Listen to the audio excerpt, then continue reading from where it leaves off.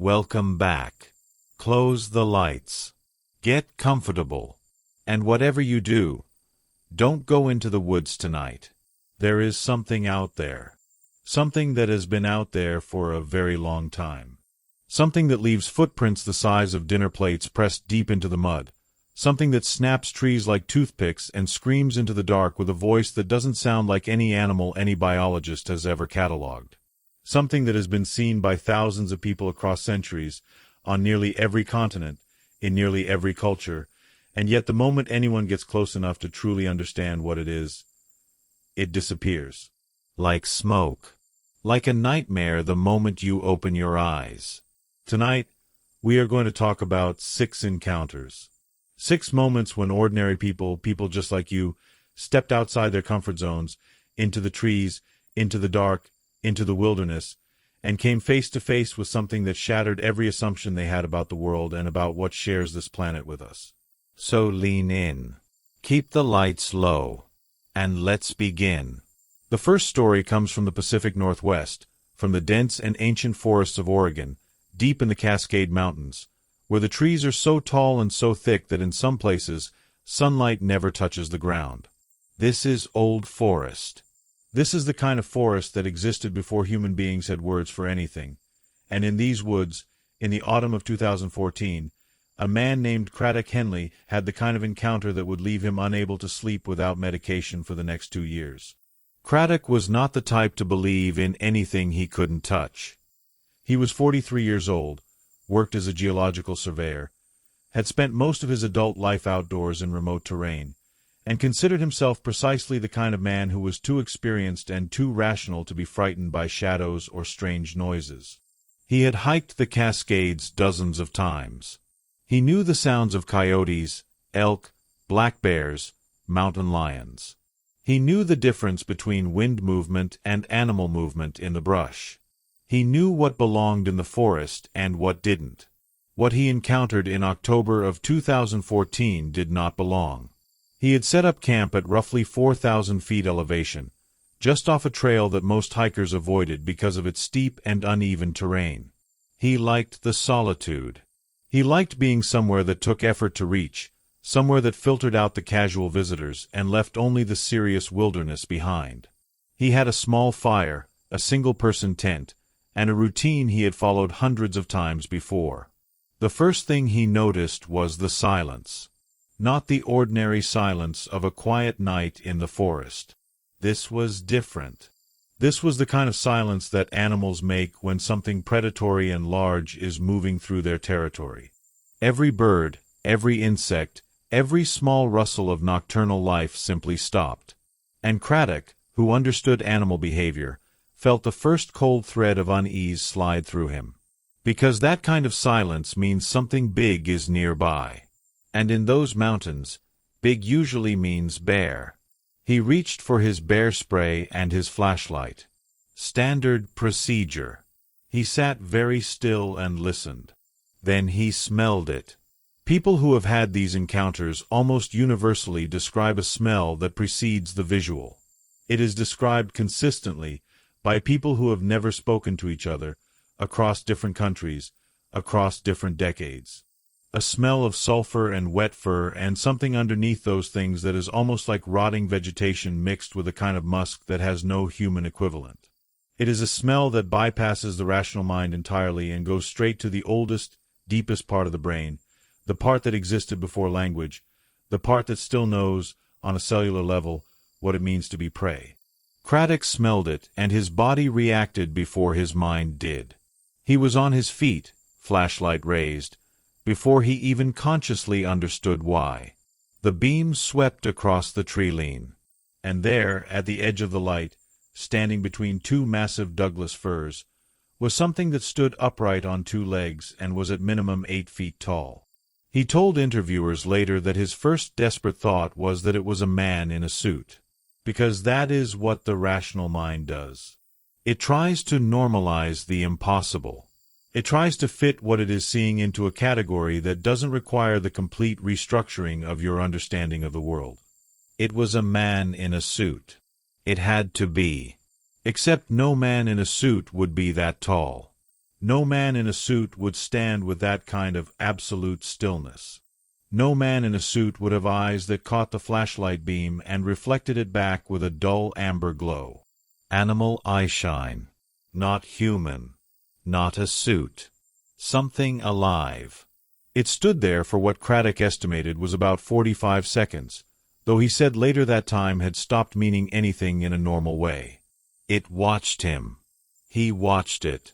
And then, without any sudden movement, without any sound, it simply turned and walked back into the trees.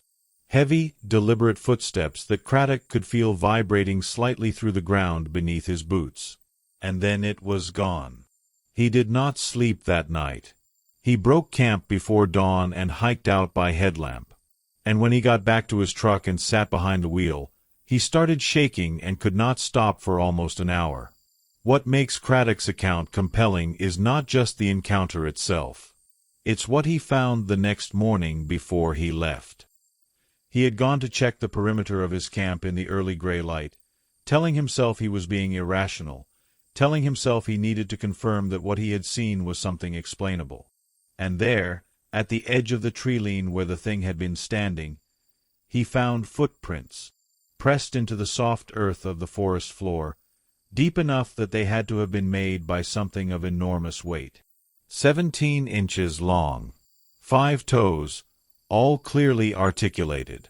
No claw marks, which immediately rules out any known bear species, because bears have claws and their prints show them. These prints had no claws.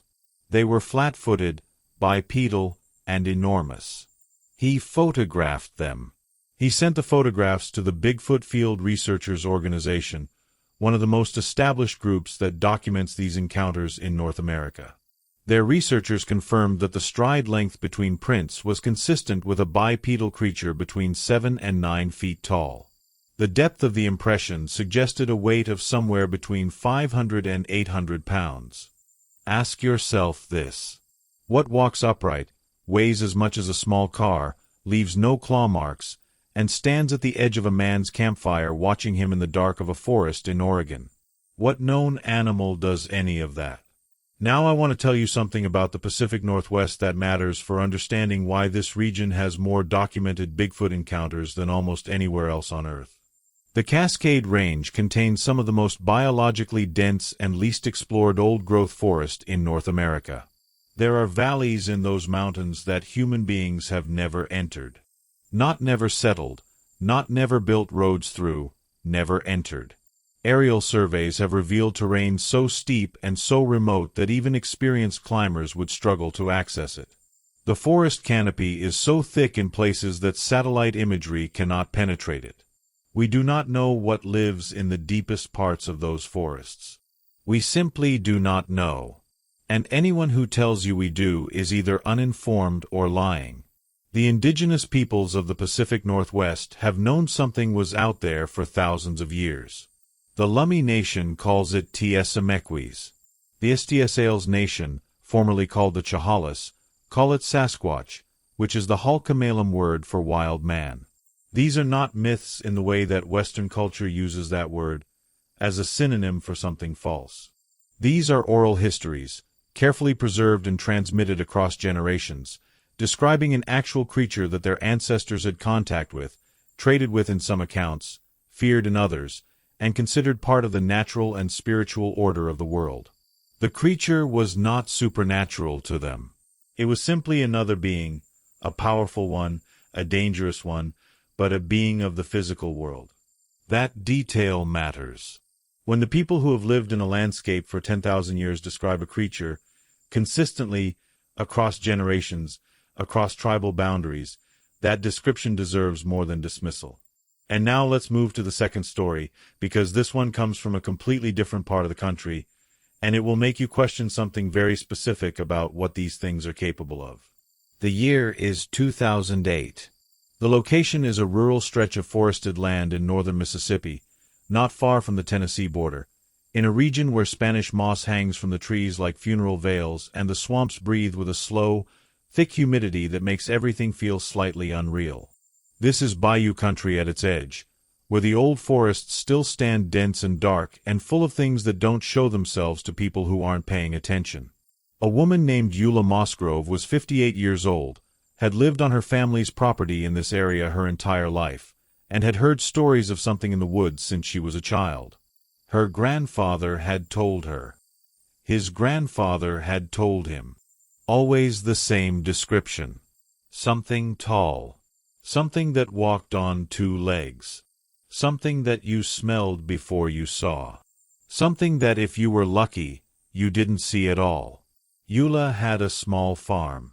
Chickens, a few goats, a vegetable garden.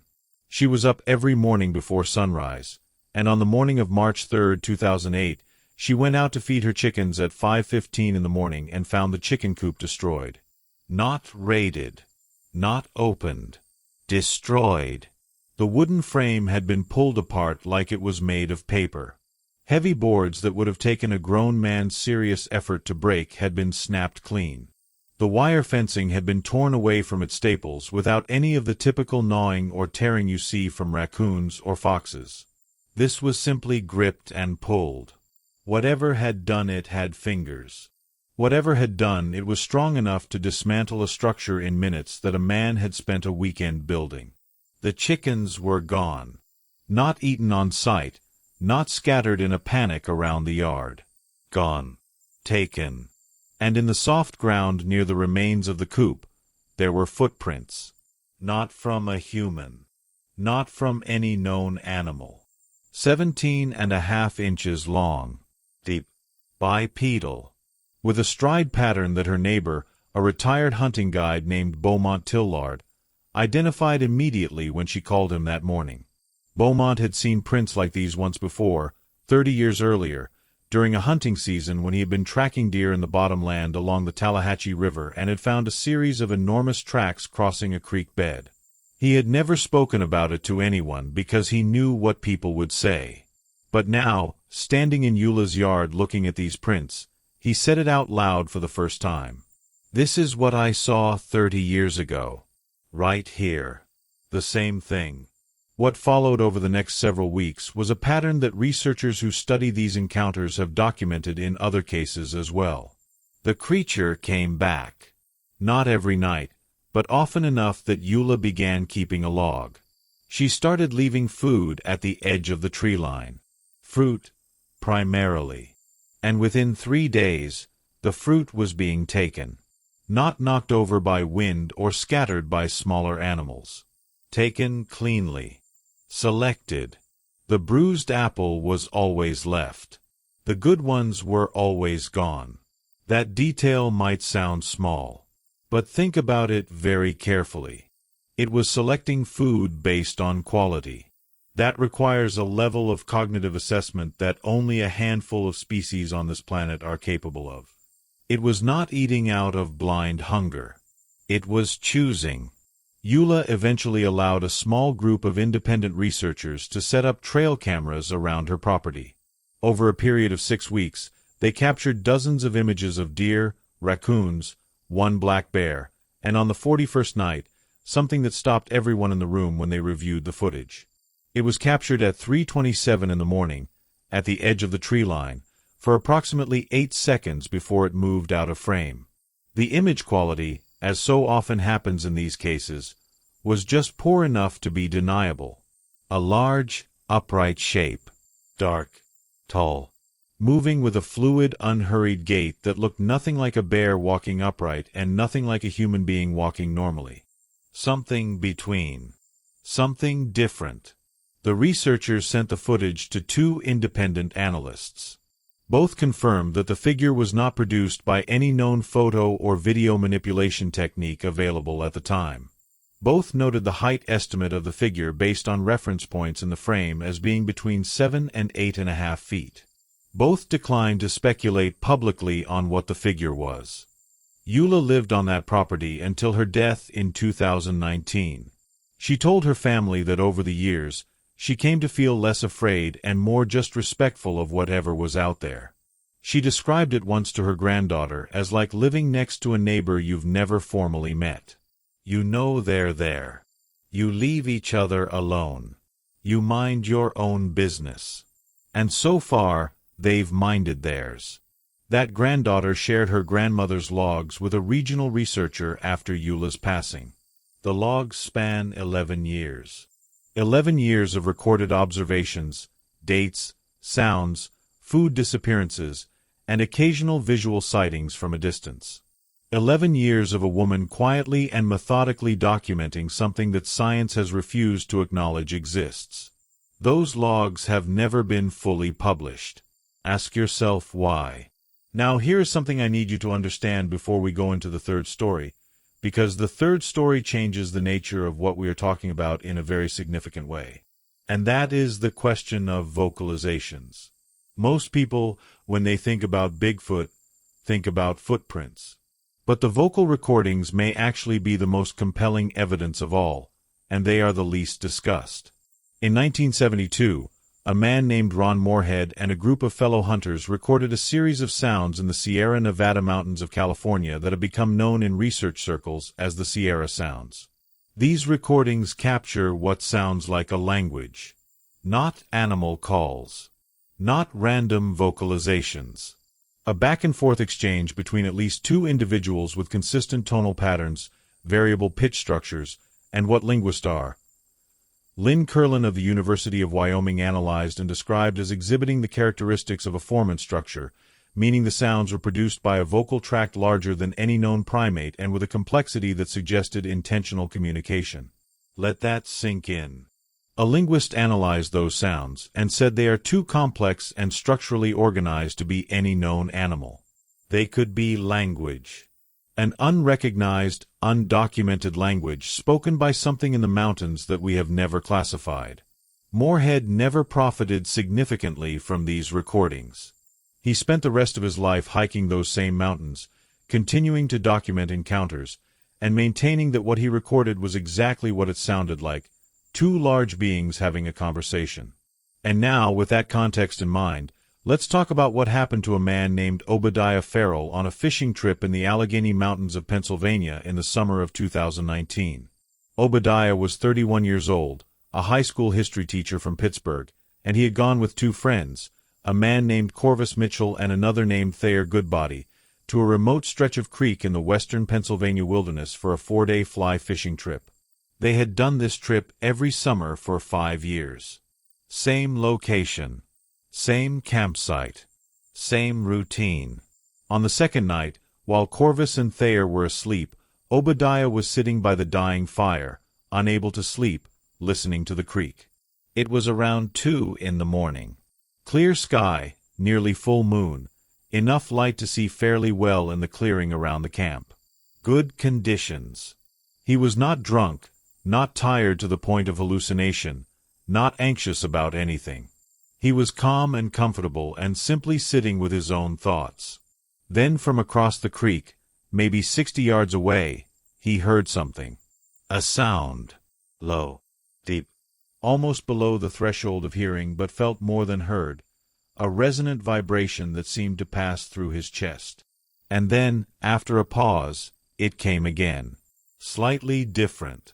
Slightly higher. Like a response to something he couldn't hear. He held very still. Listening. A third vocalization. Longer this time. With an inflection at the end that rose and fell in a way that struck him, absurdly, impossibly, as a question. Like someone asking something. Like a question with a tone. He looked across the creek, and in the moonlight he could see the tree line.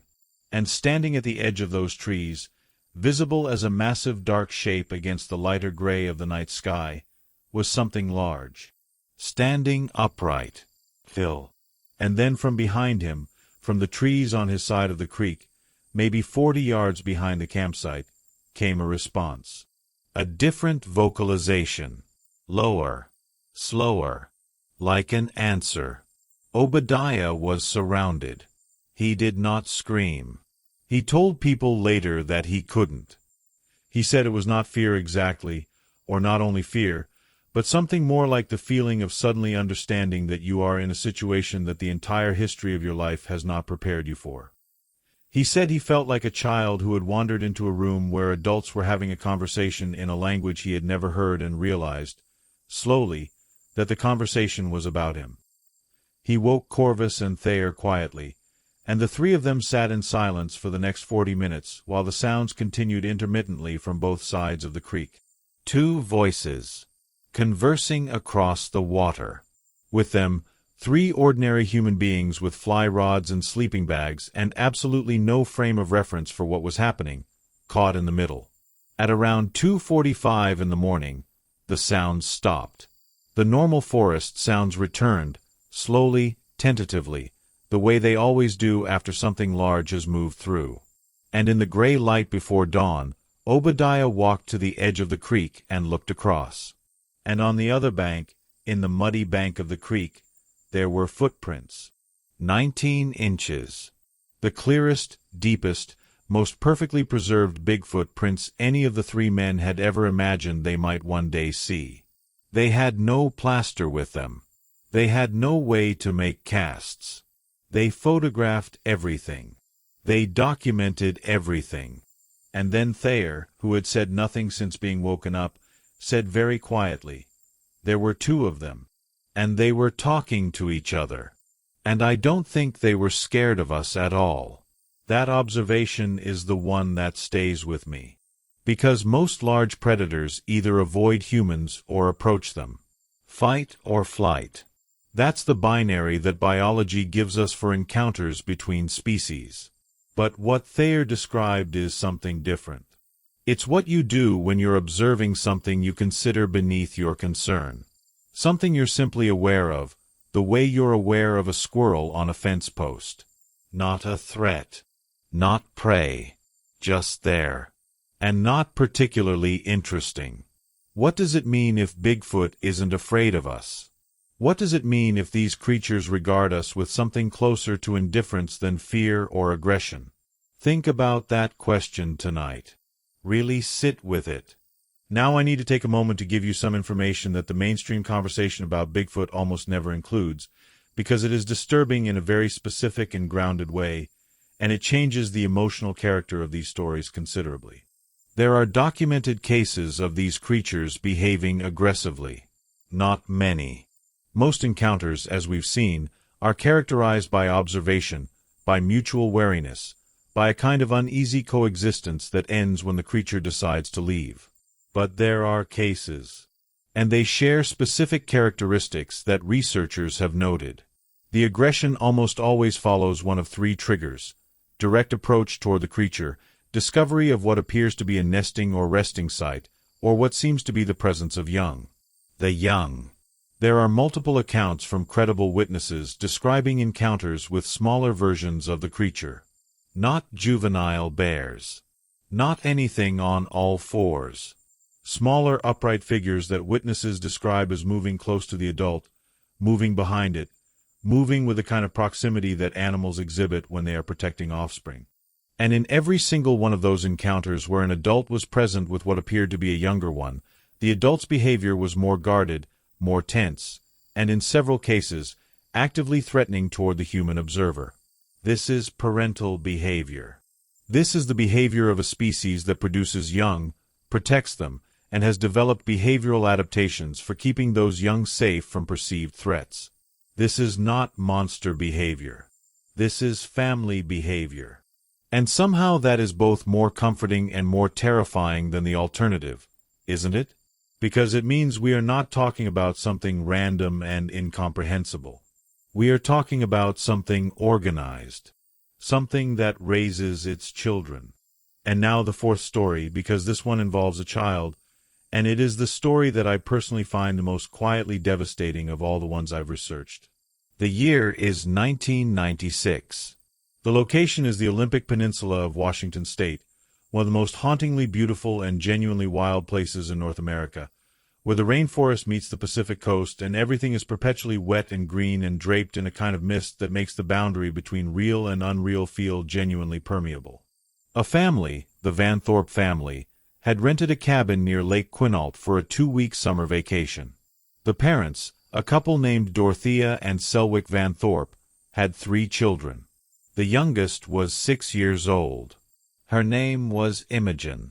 Imogen was the kind of child that adults describe as too quiet. Not troubled, not unhappy, just interior, watchful, content to spend hours in her own company in ways that made the adults around her slightly nervous because they couldn't tell what she was thinking.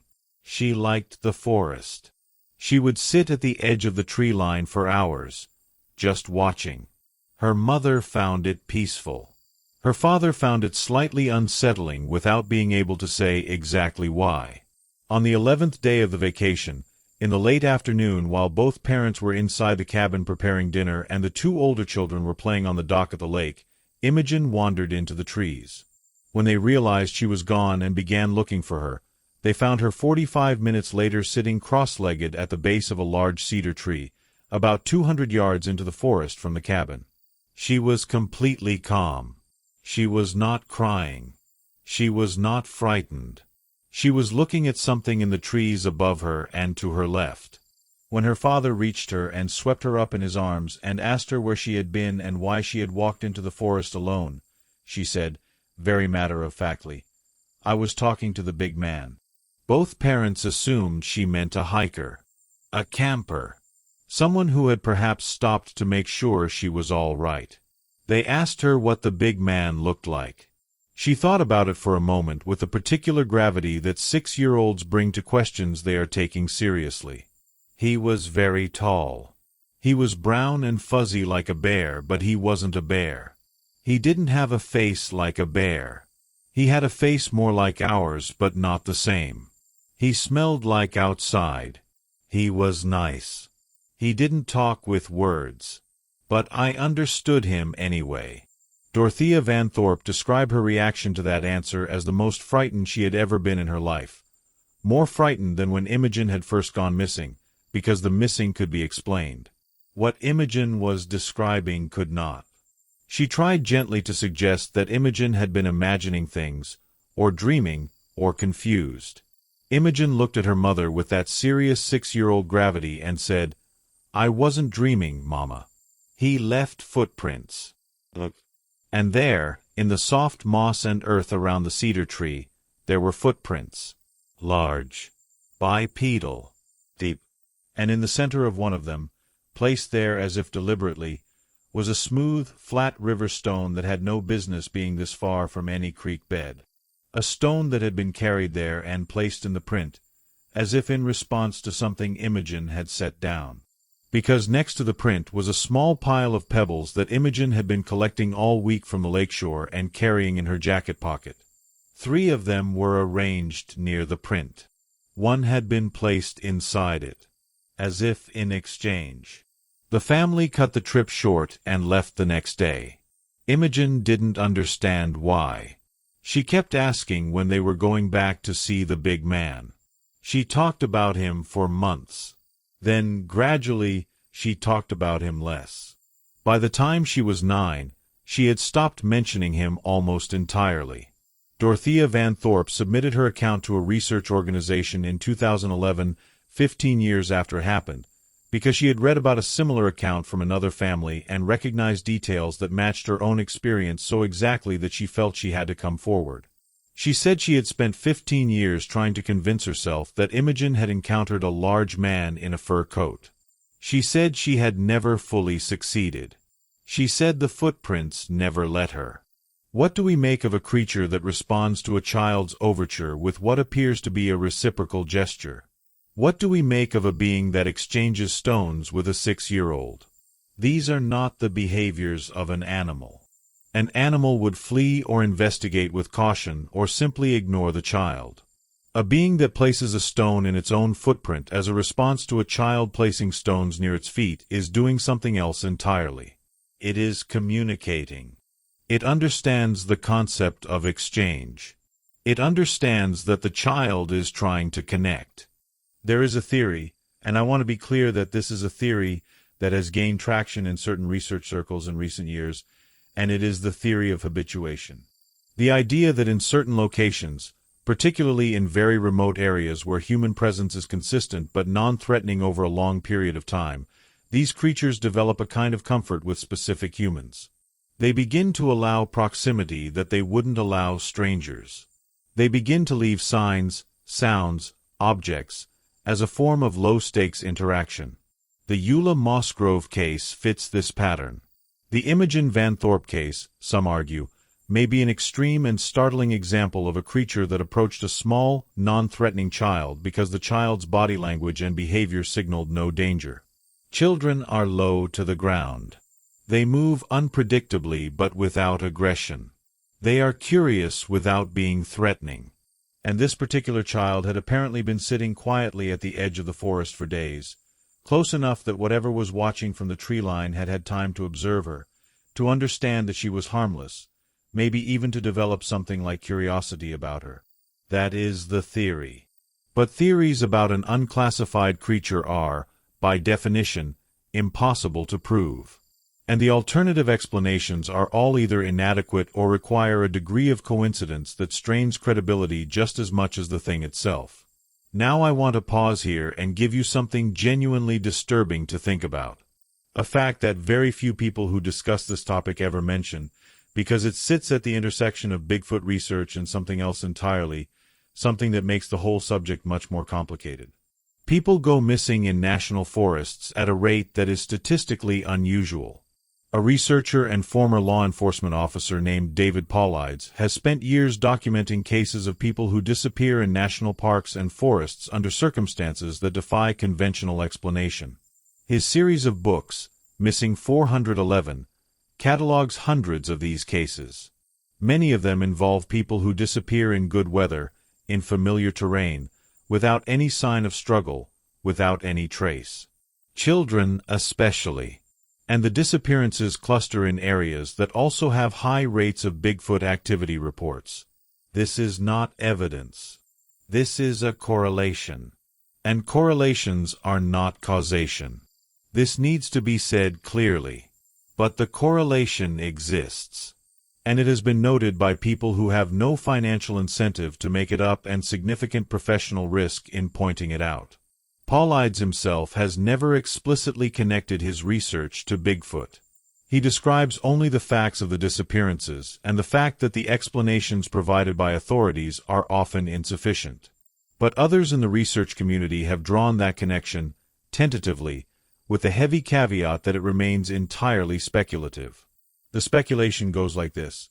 If these creatures are territorial, if they are protective of their young, if they are intelligent enough to select food by quality and to communicate across distances and to engage in reciprocal social gestures with small children, are they also capable of behavior that is deliberately hostile to humans who venture into territory they consider their own? This is a dark place to go, and I want to be responsible about it. I'm not saying Bigfoot takes people. I'm saying that the question of what a large, territorial, intelligent, unclassified primate might do in situations of perceived threat is a question that science has never been given the opportunity to properly answer. Because science has never been given the opportunity to properly study the subject at all. And that is something that, the more you look at it, the more it looks like a choice. Let's talk about the fifth story. And I want to warn you that this one is different from the others in a very specific way. The other stories involve encounters where the creature and the human ultimately separated safely. The fifth story is about an encounter where the human involved was genuinely, seriously in danger. Not because anything attacked them, but because of what the encounter revealed, and what it costs a person to know something that the world around them refuses to believe. This account was given by a woman named Thessaly Brenward, a wildlife biologist from Montana, who in the summer of 2017 was conducting field research on elk populations in the Bob Marshall Wilderness, a remote and vast stretch of protected land in western Montana so large that it contains mountain ranges within it that have their own internal weather systems. She was an experienced field researcher. She had spent her career in wild country. She was 40 years old, methodical, scientifically rigorous, and deeply skeptical of anything that couldn't be measured or observed directly. She had been in the field alone for 11 days, which was standard for her work, when she made a set of observations that forced her to confront a crisis not of danger but of professional identity. It started with a thermal imaging device she was using to track elk movement at night. This equipment is expensive, precise, and designed specifically to detect heat signatures of large animals in darkness. At just after 11 p.m. on her 12th night in the field, her thermal device captured a heat signature moving through a valley below her observation point. The signature was large, much larger than any elk she had tracked. Upright, bipedal, moving at a consistent pace that was neither running nor slow, the kind of steady, purposeful movement of something that knows where it is going and is not hurrying and is not afraid. She tracked it for 22 minutes. 22 minutes of a thermal imaging device recording a large, upright, bipedal heat signature crossing a valley in the Bob Marshall Wilderness at 11 p.m. Moving with consistent stride length and consistent pace and consistent directionality. Not looping back the way animals do when they are confused or tracking scent. Straight. Deliberate. Going somewhere. She recorded everything. She noted coordinates, timestamps, behavioral observations. She did everything a rigorous field scientist would do. And then she sat with what she had recorded and understood immediately that she had a choice to make. She could include this observation in her field report to the university that funded her research. She could include it exactly as she had recorded it, factually, with all supporting data. And she knew, without any doubt, that if she did that, her career would survive it the way a tree survives lightning. Technically still standing, but not the same. She sat with that choice for 2 days in the field before she made it. She did not include the thermal observations in her official report. She submitted the recordings separately, anonymously, to an independent research organization. She wrote a private account of the encounter in a journal that she kept. And then she went home and spent the next year struggling with something that she described, in the account she eventually gave to a researcher who had earned her trust, as the worst kind of loneliness. Because she knew something. She had seen it with scientific equipment, recorded it, documented it properly. She knew something that changed the way she understood the world. And she could not tell anyone without losing everything she had spent 20 years building. How many Thessaly Brenwards are there? How many scientists? How many wildlife professionals? How many forest rangers and park employees and researchers have seen something they cannot report without professional consequences? How much data is sitting in private journals, in anonymous submissions, in the carefully guarded memories of people who know better than to speak? The scientific establishment's refusal to take this subject seriously is not a neutral act. It has consequences. It means that the people most qualified to study these encounters in a rigorous, systematic, scientific way are precisely the people with the most to lose by doing so. And that is a structural problem that keeps the truth, whatever the truth turns out to be, permanently out of reach. Think about that the next time someone tells you that if Bigfoot were real, scientists would know about it. And now the sixth story. The last story. And I have saved it for last because it is the most recent and because it contains a detail that I have not been able to stop thinking about since I first encountered it. A detail so specific and so strange that it changes the texture of everything that comes before it. This happened in September of 2022, in the Tongass National Forest in southeastern Alaska. The Tongass is the largest national forest in the United States. It covers 17 million acres. It is ancient, temperate rainforest, some of it so dense and so remote that it has never been explored by any human being alive today. It is the kind of place where the word wilderness feels inadequate, like using the word interesting to describe the universe. A man named Bartholomew Creel, 38 years old, an Alaskan fishing guide who had spent his entire adult life in the Tongass, was taking a solo float plane trip to a remote lake to scout fishing locations for a client trip he was running the following month. He landed the plane on the lake without incident, tied it to a fallen tree on the shore, and set off on foot to explore the terrain around the eastern side of the lake. He was an hour from the plane when he found the structure. And here's where I need you to stop and really listen, because the word structure is doing enormous work in that sentence. Not a fallen tree. Not a random debris pile that can be explained by wind or erosion. A structure. A deliberate, clearly intentional construction of large branches and small trees, some of them clearly broken from living wood rather than dead fall, woven together and stacked in a configuration that formed a roughly circular enclosure approximately 12 feet across and about 4 feet high at its tallest point. There was no door exactly, but there was a gap in one section that was clearly the entry point. Inside the structure, the ground had been cleared of debris and lined with what appeared to be compressed moss and ferns, packed down into a surface that, if you squinted, if you let yourself go there, looked like bedding. Bartholomew Creel is not a dramatic man. He is, by his own description and by the description of everyone who knows him, the opposite of dramatic. He is steady. He is pragmatic. He has the personality of a man who makes his living helping nervous tourists catch fish in waters where brown bears outnumber people and who therefore needs to project calm under all circumstances. He stood at the entrance to that structure and felt, he said, the specific fear of trespassing. Not the fear of danger, exactly, not yet, but the very particular, cold sweat fear of having walked into somewhere you absolutely were not supposed to be. Of having violated a boundary you did not know was there until you had already crossed it. He took photographs. He noted that the construction required the breaking of branches significantly too large for any known bear or large predator to break cleanly. He noted that the weaving of branches showed a level of intentionality that he had no category for. He noted that the bedding material showed compression consistent with repeated use by something very large and very heavy. And he noted, with what he described as a sick feeling that spread from his stomach outward, that the structure was fresh. The broken branch ends were still white and wet at the breaks. The moss was not dried. This had been made recently. Very recently. Maybe within the last day. He left. Quickly. Not running but moving with the focused urgency of someone who has understood something their body understood before their mind did. He was 45 minutes back to the plane. He said it was the longest 45 minutes of his life. Not because anything followed him, not because anything threatened him, but because every time he moved through the trees he thought about the fact that something had made a bed in that forest the day before, something enormous, something that built things, and that something was somewhere nearby. And it knew this forest.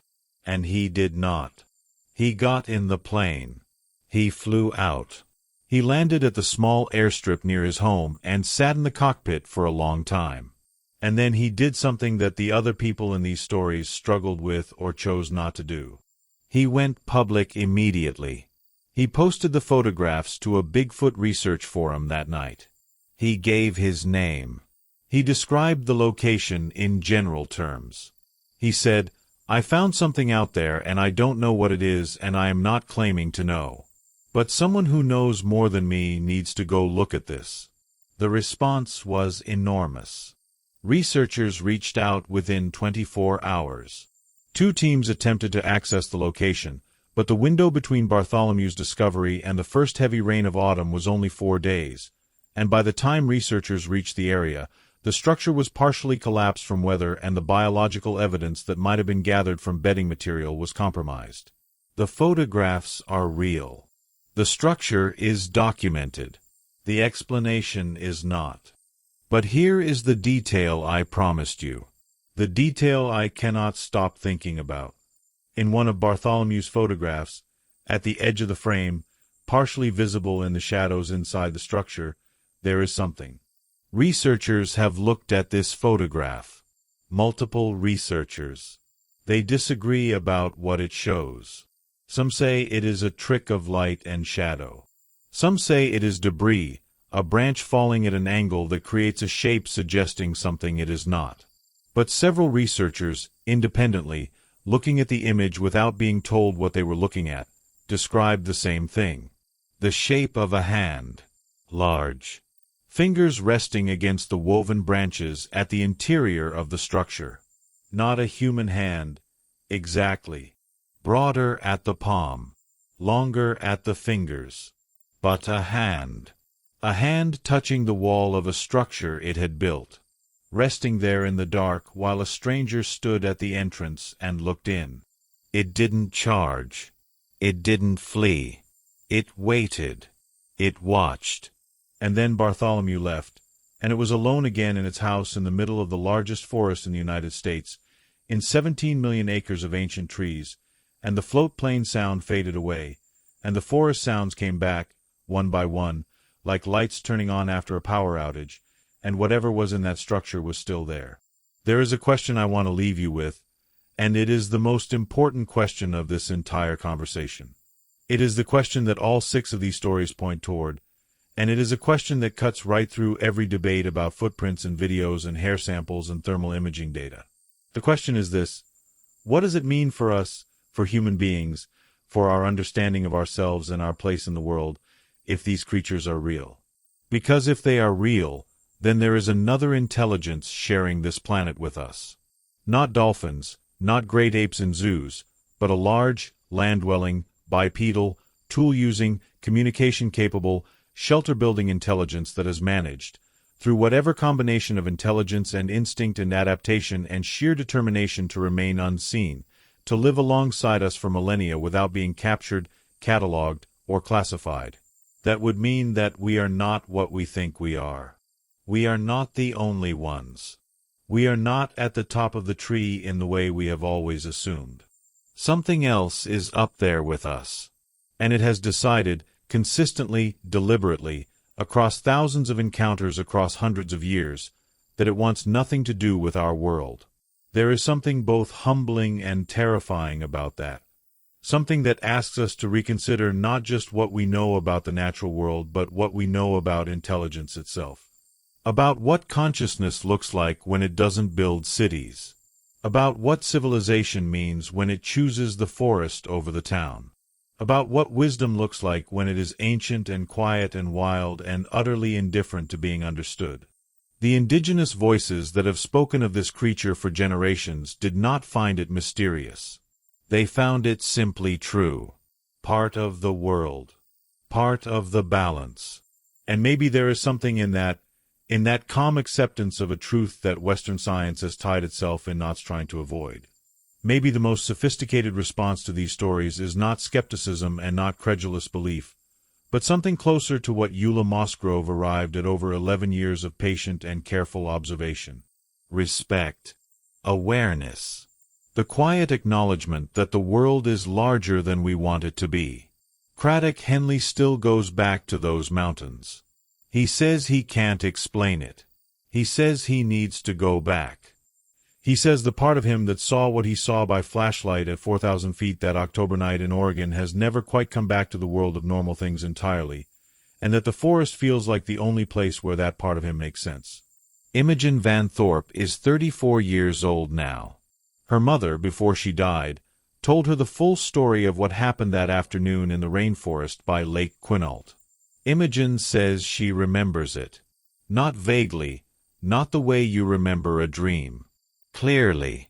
She says she has always remembered it. She just stopped talking about it because people didn't believe her. She says the big man had kind eyes. Brown. Like dark amber with a warmth in them like firelight. And that when she set a stone down near his feet, he looked at it, and then looked at her, and she understood without words that he was not dangerous and that she was not afraid. She says she has never been able to be afraid of the forest since. She works as an environmental attorney. She spends her career protecting old-growth forests from commercial development. She says she doesn't know if there's a connection, but she doesn't rule it out. And somewhere in the Tongass, in 17 million acres of ancient Alaskan rainforest, something large and old and patient is sleeping in the structure it built. Something that has survived everything this world has thrown at it.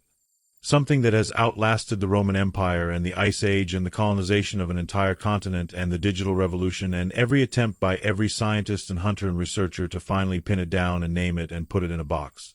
Something that keeps walking, keeps building, keeps watching, keeps talking to itself in the dark in a language no one has decoded. Something that, for all we know, has been watching us for just as long as we have been watching it. And here's the last thing I want you to think about tonight, as you turn off the light, as you listen to whatever sounds your house makes in the dark, As you think about the edge of the nearest trees and what might be standing at that edge, perfectly still, watching the light in your window with those amber eyes. Thousands of people have reported these encounters. Thousands. Across centuries. Across cultures. Across every continent except Antarctica. People who have nothing to gain. People who are risking ridicule and professional ruin and the disbelief of everyone they love. Craddock and Eula and Obadiah and Imogen and Thessaly and Bartholomew. And thousands more who never told anyone. Thousands more whose accounts are sitting in private journals and old letters, and the memories of people who have decided that the cost of speaking is too high. All of them saw something. All of them were changed by it. And if even one of them, just one, is telling the truth, then everything we thought we knew is not enough. Not nearly enough. The woods are not empty. They never have been. Sleep well. And if tonight, in the hour just before dawn when the world is at its quietest, you hear something outside that makes all the other sounds stop, something low and resonant and not quite like any animal you recognize, do me a favor. Don't go outside, but do pay attention, because it's out there, and it has been out there much longer than any of us have been here to notice. And whatever it wants, whatever it thinks, whatever ancient intelligence stares out from those amber eyes into the dark, it has decided, at least for now, to let us live in our small lit houses while it walks through the deep places of the world.